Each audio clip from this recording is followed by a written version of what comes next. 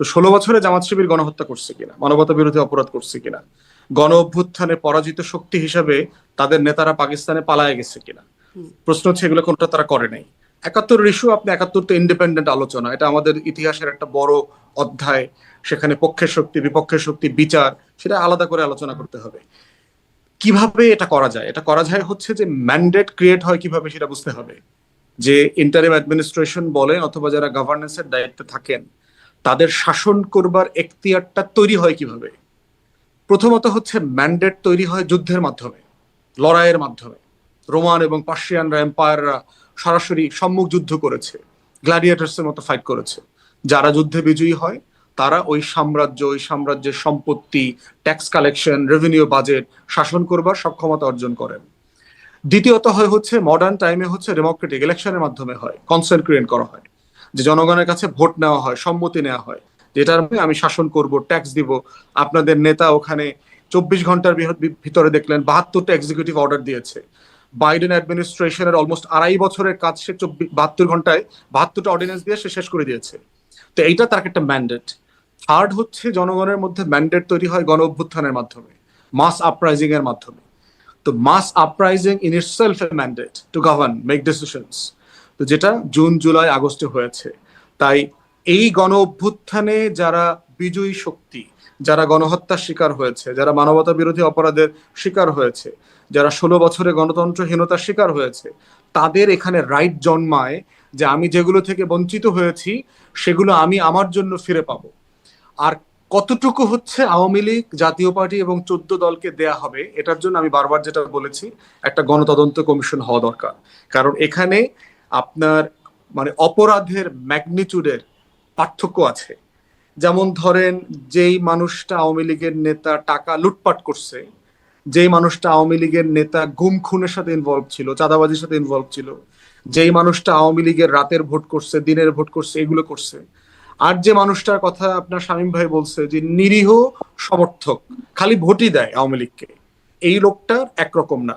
এই জন্য আপনার সাথে আমি এর আগে বলেছি যে আমাদের কয়েকটা অপরাধের ব্যাপারে বটম লাইন ঠিক করতে হবে, যে এগুলো হচ্ছে ইন্টারন্যাশনালি রেকগনাইজড ক্রাইম, যেখান থেকে আওয়ামী লীগের ব্যক্তি এবং আওয়ামী লীগের দলের ভূমিকাকে অ্যাসেস করে সিদ্ধান্ত নিতে হবে আপনি কতটুকু ক্রাইমের বিচার করবেন।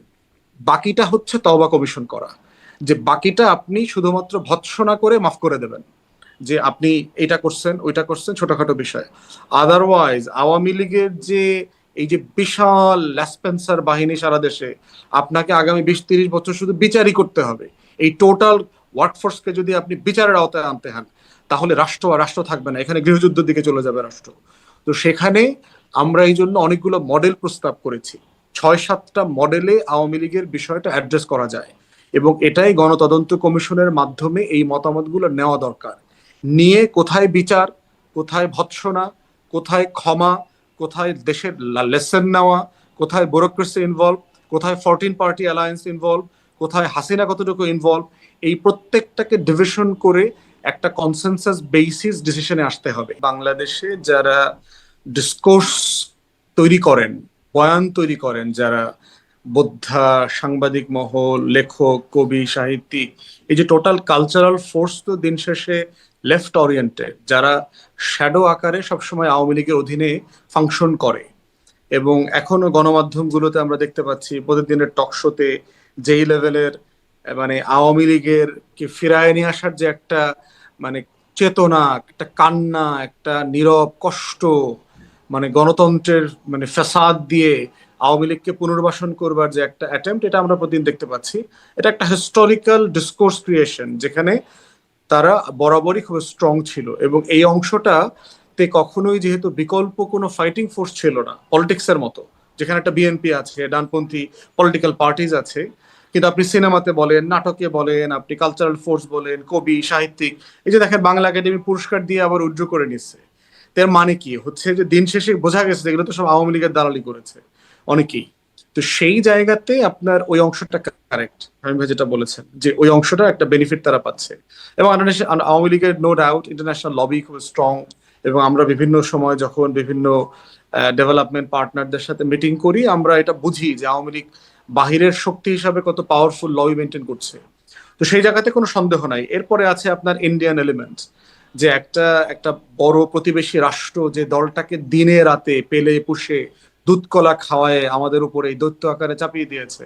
তো এই টোটাল ফোর্সের একটা ক্যাপাসিটি আমাকে কোনোভাবে ছোট করে দেখবার সুযোগ নাই। এরপর হচ্ছে একটা গ্রাসরুট ফোর্স, যে সারা দুনিয়াতে একটা ফ্যাসিস্ট একটা নাৎসি টাইপের আইডিয়া ডেভেলপ করবার জন্য কিন্তু আপনার একটা ন্যূনতম গ্রাসরুট সাপোর্ট লাগে।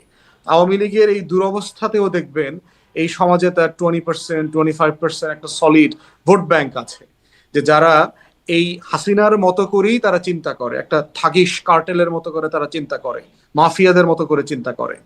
তো কিন্তু বটম লাইন হচ্ছে আওয়ামী লীগ আর ফিরবে না।